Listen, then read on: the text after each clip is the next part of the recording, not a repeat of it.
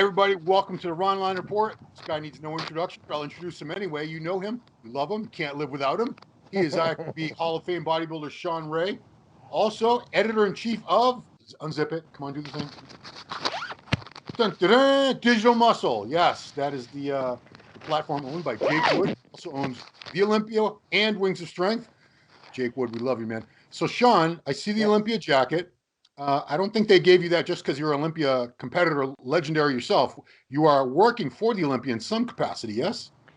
Yeah, with the exception of competing in it from 1988 to 2001, I've always had a working capacity with and for the Olympia in some form or fashion. Of course, I've been doing the commentating for years, so all those, those people out there that weren't interested in the commentary, I'm back! Yeah, we got to talk about that, but go ahead. So we just got back from Orlando. We were there for the Nationals, and can you believe it's been 38 years since Lee Haney won the 1982 NPC National Championships? And of course, I got involved in bodybuilding in '83. That was the year when one of my heroes and idols, Bob Paris, won the overall championships and really got me interested in looking at what bodybuilding was all about. And of course, 1984, the year I graduated high school, Mike Christian, the Iron Warrior, won that overall championships with our good friend Charles Glass winning the middleweight category.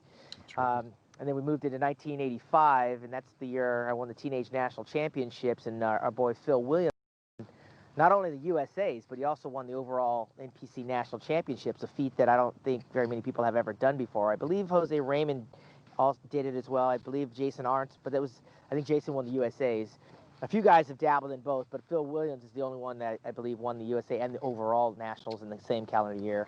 Right. 1986, we saw Gary Stridham win it from South Africa. 1987, of course, I arrived 5 years after it started. And that's what launched my career 33 years ago. And I just got back from Orlando, where the last Olympia was in 1991, and that's the last place we saw legendary Lee Haney win his 8th consecutive Mr. Olympia championships. I had a front row seat getting 5th place there. And ironically, Phil Heath's coming out of retirement to try to duplicate what Lee Haney did some 29 years ago. So it'll be interesting. Yeah, I remember that very, very well. That was the first Olympia I ever went to. I remember, I think Lonnie Teeper saying happy birthday to you in the hotel restaurant with a cake and everything, because your birthday is always around the Olympia, if I remember correctly. Right, and that was the year I won the Arnold Classic in March. And of course, I was very busy after the Arnold Classic, and I don't want to make any excuses, but I just didn't have the gas in the tank by the time my birthday and the Olympia rolled around. Of course, the arrival of the Shadow, Dorian Yates, and who knew that Vince Taylor was going to suck it up and bring out the Terminator routine. And of course, the perennial top 4 guy, Lee Labrada, was there to take 4th place, and I picked up the slack in 5th place. But with that being said, ever since the retirement year, 2001, I've been working with and for the Olympia. And so, of course, I'll be there with Jake Wood, Team Olympia, Dan Solomon, and Bob Chick, and Tamer El Gindi, and all the people there on the Olympia committee. And we are doing a pay-per-view, and we do have some surprises leading into this pay-per-view that I can't leak just now, because the closer we get, it'll start to feel a little more like Christmas. And of course, it's taking place December 17th and 20th, but there are some notable personalities that will be joining me on that pay-per-view broadcast that will lead a lot of credibility to the broadcast, and some great ideas brought to us from the Olympia team, including our producer, Nico, that will make the pay-per-view experience more than just watching the front stage. We're going to have all access backstage, and some really cool stuff that they're going to do, because, of course, we've come a long way since we got into live streaming on the internet. You know, we used to be on ESPN and on Fox Sports Net, and then we had all these webcasts with bodybuilding.com and iHerb and our other previous sponsors. This is a pay-per-view working with Vimeo, who has a very good streaming system. And of course, Jake he realizes that with the amount of people not able to attend, that this year's pay-per-view broadcast will be second to none. We don't want to let anybody down and give them the best product. So we're going to have a lot of moving parts, some great personalities, some good feedback and insights, and of course, and I like to brag about my 33 consecutive years of not missing the Mr. Olympia. Some kind of record. I think the only one that might have me beat is J.M. Mannion. J.M. Of course, his father's, you know, it's always kind of been there, but J.M. might have me beat by a few years. But I'm looking forward to it. I just got back. The Host Hotel, the Hyatt, which is walking distance, it's across the street, and it's got the ballroom, the convention center. If you've never heard of the Orange County Convention Center, we just dropped the video. The thing is freaking massive. There's nothing small about this venue in terms of the space, the floor to ceiling ratio, the amount of room that you can get, some very good social distance seating in there, and the lobby area. It's just a massive, massive venue. I'm not surprised why Dan Solomon chose this venue along with Gary Udit for the NPC National Championships, because it is one-stop shop. I mean, you got restaurants galore, Capitol Grill, Red Lobster, Denny's, and all this stuff is walking distance. It kind of has that Las Vegas feel in terms of like not having to go outside, get an Uber or a taxi, and there's so many choices to choose from in terms of food that you'll have plenty of room to keep your social distancing. So it's a good fit. Now, I know you love Vegas. Do you still have a residence there? I know you did for a while. Yeah, no, I gave it up when my last kid, 2 years old, in 2010. The market was horrible, and of course I lost my father in 2010. But I walked away from a permanent residence there, and just go back and forth for the shows. And of course I love Las Vegas. Who doesn't? And I don't. I love it. You got to know your way around, Ron. You got to know the back streets. You got to know how to avoid the resort fees at the hotels and all that good stuff. But you know what? Coming back from Orlando just last night. It is a perfect fit. It couldn't have been more seamless in terms of making this transition in such a short notice.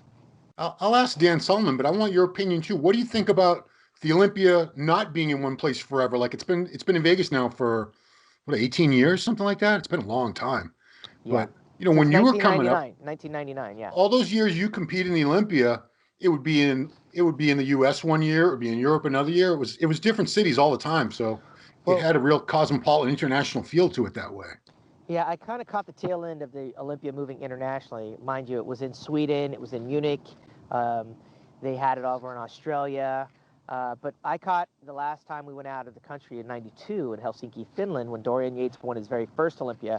That was the last time the Olympia was held outside the United States. Okay. I shared the stage in Atlanta, in Chicago, in New York, Long Beach, Los Angeles, and of course permanently in Las Vegas since 1999. So now we're back on the East Coast, which I think, sans the COVID thing, we would have had a lot of people probably coming up from South America, but it's a dry run.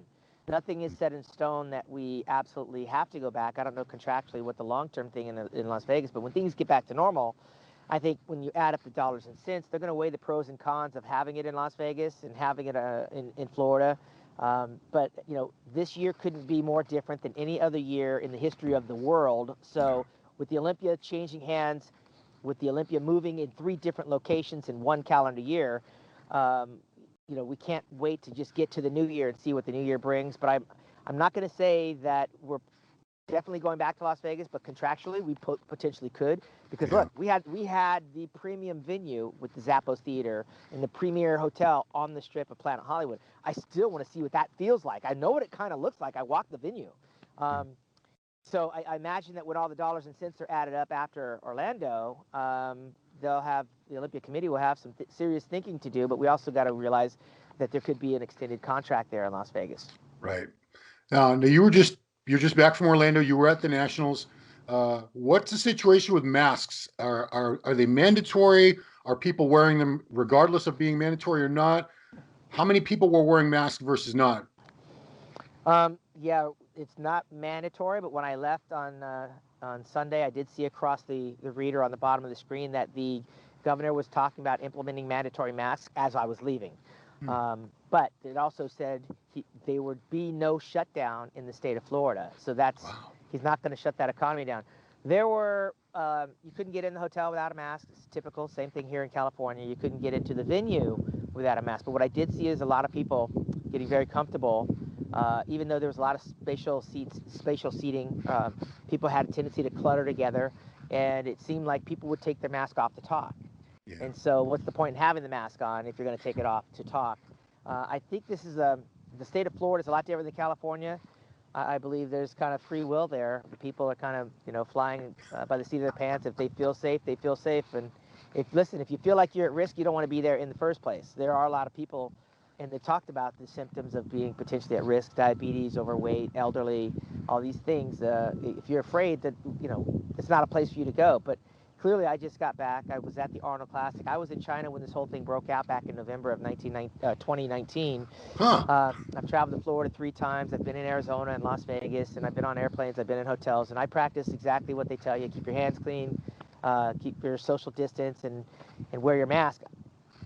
I'm gonna need to knock on wood, but I'm doing what they're telling me, and so far it's been working for me. I imagine there's a lot of other people in our industry that feel the same. So this is a judgment call by the individual and the fans, and of course, we're fortunate to have Jake Wood provide the option of having the pay-per-view. Yeah, I mean, the pay-per-view is going to be, they've already made some announcements. So like you said, it's going to be very, very special.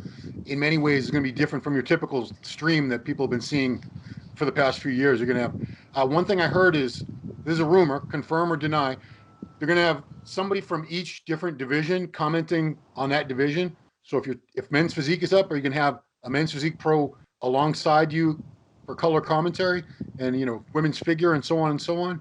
Well, I mean, I'm on the inside. That rumor would have to come from my office there. It was you.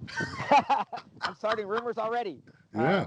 We'll wait and see who the people that we're bringing on board, but I can tell you they're first-class people with lots of experience, Olympia stage experience, that know what they're talking about. We had some, things going around social media about one of the broadcasts I did, not knowing the divisions and not knowing the athletes and things like that. I've been doing it long enough that what a lot of the fans, when they're watching, they don't realize that none of these broadcasts ever in the history of doing these broadcasts have we been provided with bios. These athletes have never provided us with bios. We get the list of athletes competing in the show and what division and where they're from when we take the seat to do the webcast. Everything else you hear is us pretty much ad-libbing. But with the Olympia being such a beast and the monster, we've always had the right personnel Olympia weekend, and we pretty much know the athletes. And not for nothing, all the pro shows, with the exception of Romania, I was in attendance. I watched the champions this year win.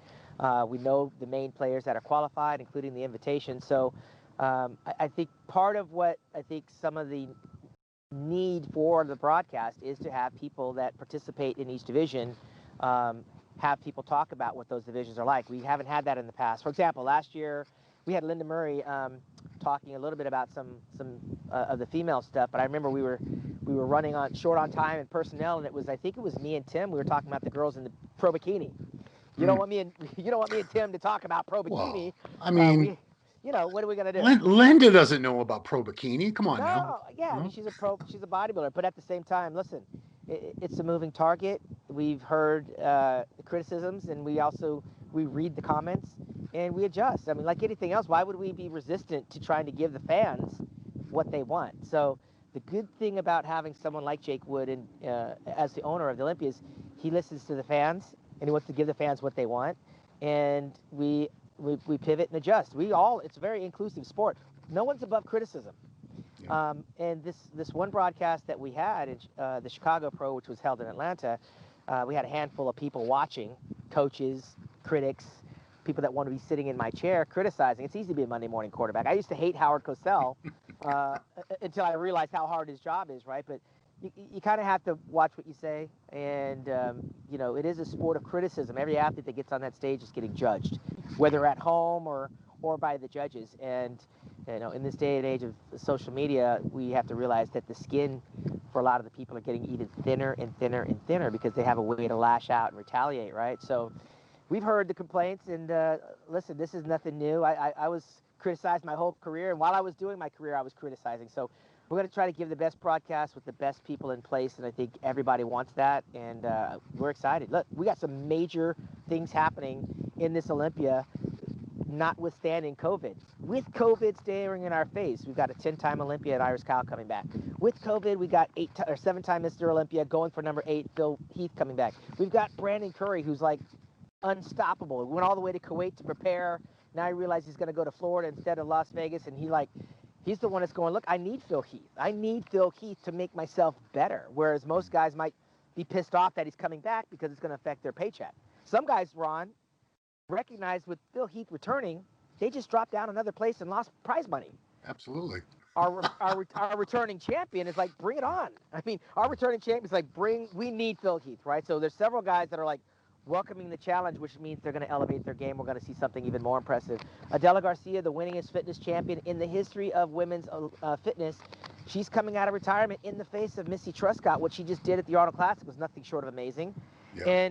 And so here's Adela Garcia announcing her comeback. Boom, Oksana Grishina has been out for 2 years. She's like, screw it. I'm coming back. So I love the idea that these athletes are fired up, and of course the return of women's professional bodybuilding, and no returning Ms. Olympia winner, with the exception of Iris Kyle coming out of retirement after 5 years. The question is not going to be whether Iris still has what it takes. The question is, what direction do the women, judges, which direction do the judges want this look to go? Sandy Rinaldi is taking the lead on this for the first time. That's going to be interesting. She sees it differently, and she's going to, according to our judges, their taste might be totally different. I mean, Teresa, God, I was at the show. She just won the Wings of Strength in Chicago. Teresa, I don't want to butcher her last name, Thorvik or something like that, I believe it was. Yeah, it's kind of hard to pronounce, but yeah, I know who you mean. Yeah, she just won the last women's bodybuilding championships at the Chicago Pro held out in Atlanta, and she's kind of going back to like an Anya Langer, right? Tanya Knight look, which is a lot softer. That looks nothing in comparison to, for example, Hallie Trevino, who's the reigning women's world champion. You throw in Irene Anderson, and you throw in marvelous Margie Martin, and now you add Iris Kyle. Now the judges are definitely going to have to decide which way are they going to go with the look of women's bodybuilding. That's a key one that we're going to watch, along with the 212.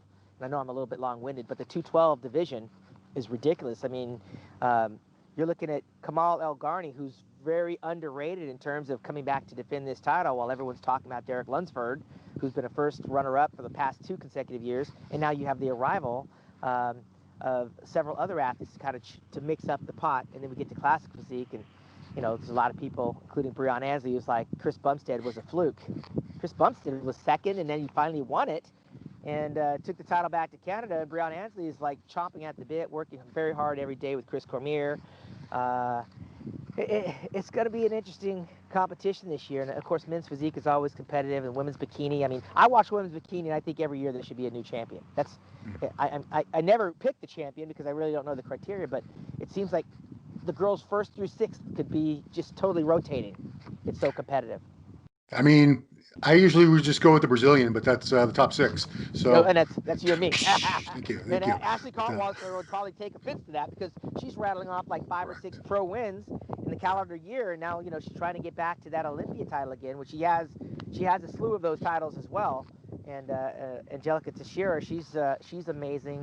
What was it, Isa Passini? Is that how you say her name? Yeah, that's a champ. That's a champ. Yeah. And then I just saw the other one with all the hair. Attila, she's killing it. She was there at the Nationals, and she's in the country, living and training out in Tampa, Florida, splitting time between Brazil. I mean, the women's bikini is just on fire. Not to mention, you still have the women's physique with Sid Gillen and Shanique Grant, and you have the women's figure, Latoya Watts. What I mean to say, the women's figure, and of course Natalia Coelho. I mean, dude, how are you going to miss this contest? Or if you're not there, you can't miss the pay-per-view. Yeah. Now I'm curious. I'll ask Dan about this, but what's the capacity? How many fans are they going to allow in the audience at the actual venue? Yeah, this is it's a moving target. I can tell you this: contrary to whatever they're allowing in Florida, in Las Vegas, it was announced today they're only allowing 50 spectators at any gathering. So the smart play was to get the hell out of Las Vegas, because the Olympia is just way too big for only 50 people. And of course, with the Olympia moving to the Orange County Convention Center, there'll be a whole lot more allowed, permissible. I believe all that, the details in terms of the limitations, that'll be found on the mrolympiallc.com website, probably sometime this week or early next. Yeah. So in your capacity and for your purposes, how much extra work and how busy you're going to be over the next 4 weeks because of the venue change? That's a whole other level of complication added to every and everything for you guys. Well, the great thing about it is that we just got a dry run with the Olympia, and our whole Olympia team was there to meet, walk the property, eyeball what they need to change, and kind of get a dry run with what Gary Udit was doing with the NPC Nationals. And we're using the same ballroom, but it's definitely expanded a whole lot more, the Valencia Ballroom. And then we also have the Amateur Olympia, so that's why Tamer El-Gindi was there, who flew in. He was out in Brazil doing a show, flew up and did the show out here. So we're fully prepared for what's coming our way, and it's not that big of a shift in terms of making this have all the lipstick and the bells and whistles on it. The only thing that we're keeping our fingers crossed is that over the course of the next 4 weeks, they get a better hold on this COVID thing, and people, start taking it seriously in terms of the protocols to stay safe. I mean, we have yet to experience a spike in COVID in our industry. And when you think of our industry, which is the health and fitness industry, I have yet to hear of a big player even catching it remotely, even the athletes on the stage or the judges. I mean, I'm sure there's people that have got it asymptomatic. And listen, it's not a death sentence when you get it. The president showed us that. But that said, you don't want to throw caution to the wind. You don't want to catch this, right? So you want to do exactly what they tell you. And of course, the NPC and the IFBB Pro League are held to a higher standard because of the proximity. I mean, look, the guys are getting tan, the girls are getting makeup, you're backstage, and then you have to judge it, and you sit in the audience. And yet, our industry right now, we've had a very pristine record in terms of COVID cases involved with bodybuilding and fitness. Yeah, absolutely. Here's a question for you. You know, the Olympia was owned for quite a span of time by AMI, and Jake Wood's totally different type of owner. He's a fan of the sport. He's passionate about it. He's going forward with the promotion of the event, even though I think a lot of other people would have just canceled the Olympia this year and said, sorry guys, we'll see you next year. If AMI had still owned the Olympia this year, do you think we would have an Olympia? Just guess. Well, it's not a guess. I can categorically say no, because they were a business entity that didn't have the relationship or the consciousness to how important this contest is to continue for the athletes. These athletes have trained their whole lives for this moment. And if we can watch baseball and basketball and the NFL succeed, and they're playing multiple games, they're actually playing seasons. And they're doing playoffs, and they have the World Series, they have the NBA Finals. We're on week number 10 of the NFL. We're talking about one contest that takes place over the course of 3 days. Yeah. This is something that was going to happen come hell or high water with the passion that Jake Wood and everyone around Jake Wood has for our sport.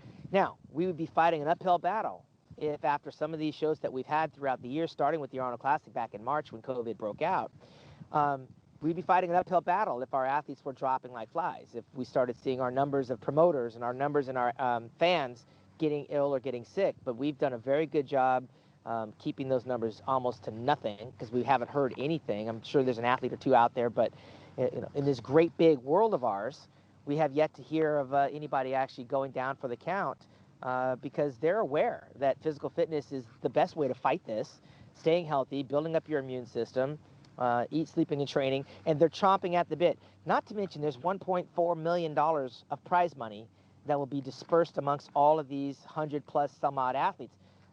It's a career for these guys, and Jake understands that these people are married with children and have rent and have mortgages and car payments, and this is something they rely on, and to take that away without giving it everything you can, I mean, without a governmental shutdown, this is going to happen. I mean, the government would be the one having to make that final decision, and since we're able to watch football, baseball, and basketball, I think Jake staying in the game, trying to pull this thing off, we will have the Super Bowl of bodybuilding take place December 17th to the 20th.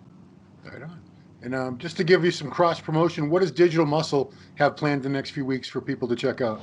Well, you got to remember so next week we're down, or this weekend is off. I mean, it's Thanksgiving, and I want to wish everybody a happy Thanksgiving. Be safe and shelter in place and stay home. I sound like it's a PSA, but it's true. We don't want you don't want this thing coming in your house because you decided to go have a party someplace. But the week after, December the 5th, the Wings of Strength Rising Phoenix, the World Championships, it's an invitation, will take place at the Talking Stick Hotel and Resort in Arizona. I'm sure it's got limited capacity, but nonetheless, I believe they may also be doing a live stream of that. But it was originally slated to move to Las Vegas, but in light of the restrictions of only 50 people, they would decide to bring it back to Arizona. That's December the 5th. And some of those girls will head on to the Miss Olympia competition the following week. So we hit the road right after the Rising Phoenix to head out to the Amateur Olympia, which I believe starts on a Tuesday, wow. December the 14th, I believe it is. But in terms of the running and the schedule of the Olympia, it will be exactly what we always have been used to in terms of the order of events. They will have a press conference. They will have a fan experience. It's a pared down expo, but they will have that. They will have Meet the Olympians, so people can meet the Olympians. I recommend that if you're going, that you have your own personal hand sanitizer. Bring several masks. You know, you're gonna be there for a couple of days. Bring several masks. All it takes, right, is one big sneeze, and this mask is ruined. Make sure you get multiple masks to bring, and you don't have to do the handshake. Do the fist bump, do the elbow. It's hard, man, when you see people you know and you love, and you want to reach out and shake their hand, or you want to give them a hug, and you got to catch yourself, because Yeah. that's how it's transmitted. We know that the close proximity, it's done that way. So don't be flippant about what's happening, because if you keep seeing and hearing it on the news, these people that are catching it, these people that are getting sick from it, they are no more vulnerable than you and I. I mean, we're human, and humans are the ones catching this thing. So we've done a great job setting an example at these shows when they actually. Let's not get lax with it now. We want to see everybody go and have a great time, and also come home for the holidays healthy and happy. Yeah, and I want to say I'm very happy it's moving to Orlando. Orlando's got so much to offer. Las Vegas, if you're like someone who likes to throw a ton of money around and be a high roller, and that's one thing. But Orlando, man, SeaWorld, Disney World, MGM, Universal Studios, uh, Wild Animal Kingdom, all kinds of stuff there. So I Yeah. wonder how many people are going to hang out for a few days or a week after the show and try to check out everything Orlando has to offer. I Well, would. they're all open.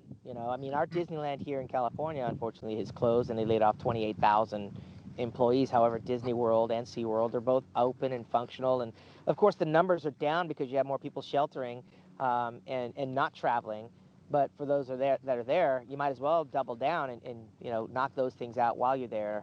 Of course, you don't want to go rushing into a crowd of people. So you got to be smart about how you navigate being out there in Orlando. It's not business as usual.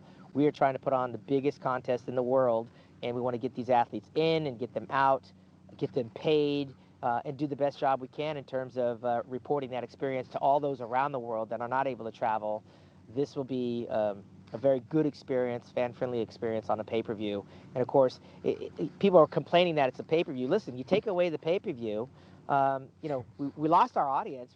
A lot of the sponsors are on hold. The pay-per-view is the reason we're able to put this thing on. I mean, if you're going to donate and contribute, consider what you're paying to be a part of. Not number one, you're supporting the sport on peanuts on the dollar. Ron, if it's a $60 pay-per-view, you'll go through that the first day you hit the ground in Las Vegas.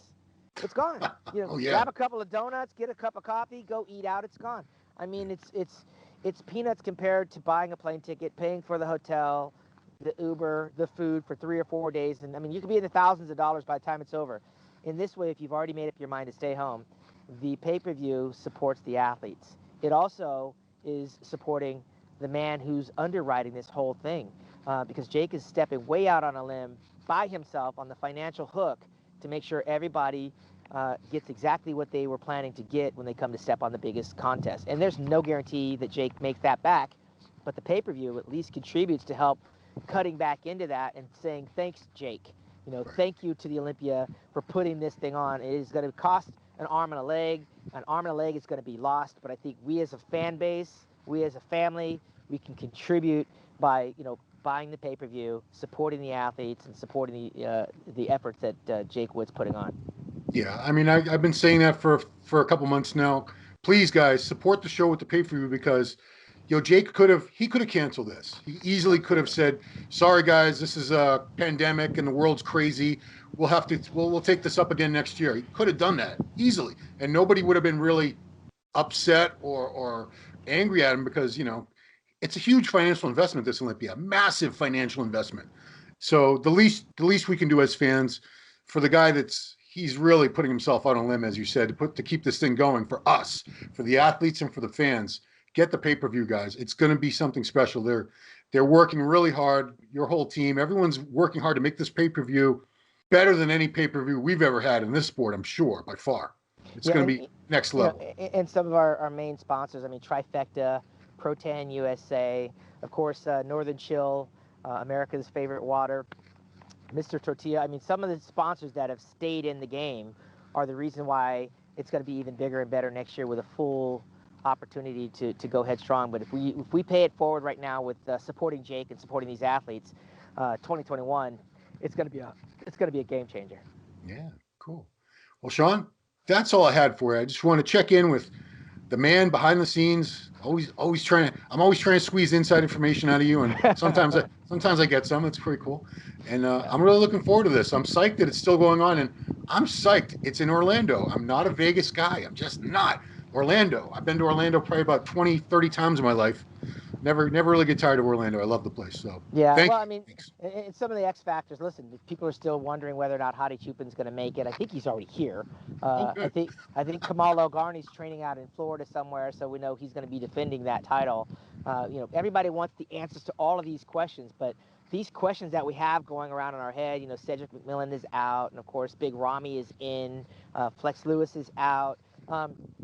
It's a revolving door of changing possibilities, which makes this show even more interesting with the retirement of Dexter Jackson apparently at this Mr. Olympia. I've been to, like I said, I'm gonna brag, I've been to the last 33, and I can't tell you going into a Mr. Olympia contest that I've had this much anticipation for the conclusion of the weekend to see how it all plays out, who the winners are going to be, who the losers are going to be, what dramatics and theatrics will we see. Sorry. Are you there? Somebody called you? Okay, Yeah, there you are. I said it in the voicemail. But this is a contest, again, that we don't want to miss because of all of the anticipation building up. So I'm not only, a former athlete, but I'm a huge, huge fan. And thanks for your reporting, what you guys have been doing, too. And tell Steve I said hi. Absolutely. Yeah, because just on a closing note, the Olympia, it's always been exciting, but it's always been a given. Yeah, we're going to have the Olympia. It's going to happen. Someone's going to win. It's never been in a situation like we're in now where you have to appreciate the fact that we even have an Olympia, because it would have been so easy. So many times Jake would, at many points during this year, he could have just said, no, looked at the numbers and said, no, this too much of a risk, too much of a gamble. I can't do this. Right. So, man, guys, this will be the best Olympia in many, many years for various reasons, but I'm stoked, man. I can't wait. Yeah. Absolutely. And of course, Lee Haney will be in the house to witness history. He's going to see if Phil can tie that championship again. And it's one of those bittersweet Olympias because we know that Peter McGough, our good friend, is not going to be there, but he's going to be there with us in thought and prayers. He's battling an uphill battle against cancer, and we want to make sure he gets the love he deserves. Of course, Dexter Jackson's turning another year older in the month of December. I think it's no. I think it was November. November. I keep track because I'm September 69. He's November 69. Phil Heath. Phil Heath will be 42. Yes. I think did he already turn 42? I thought it was in December. Yeah. I think actually, you know what? I think it's on the day of the show. Yeah, it's crazy. And of course, Bob Chick turns the ripe old age of 55 as well in December. So we got a lot of things happening on the stage as well as off the stage. And we got a lot to be thankful for. Let's not forget, we're going into the holiday season with Hanukkah and, of course, Christmas. And once this Mr. Olympia is done and it's in the bag, we're going to blink and it's going to be the new year, 2021. So I want to thank everybody for supporting everything that's going on in our industry and wish everybody happy birthday. We know Lee Haney just had a birthday also. So we got a lot to be thankful for. And the Olympia team is stellar. The list is too long to thank them all, but Angelica and Sophia, and of course Tamer and Heather, Alina Popa and Linda Murray, and I mean we just got a crazy cool team over there with the Wings of Strength and Olympia team, and let's look forward to a great weekend. Yeah, and guys, all the info at mrolympia.com. Easy enough, right? mrolympia.com. Hotel, tickets, all that good stuff, pay-per-view, everything's right there. Check out Shawn's good work over at digitalmuscle.com. Yeah, and that's it, man. Thank you so much, Shawn. Appreciate the update, and I will see you in a couple weeks over there. You got it. I'm going to take this jacket off and work on my tan. All right, man. Thanks. Thanks, everybody, for watching. Ronline Report with Shawn Ray. We'll see you next time.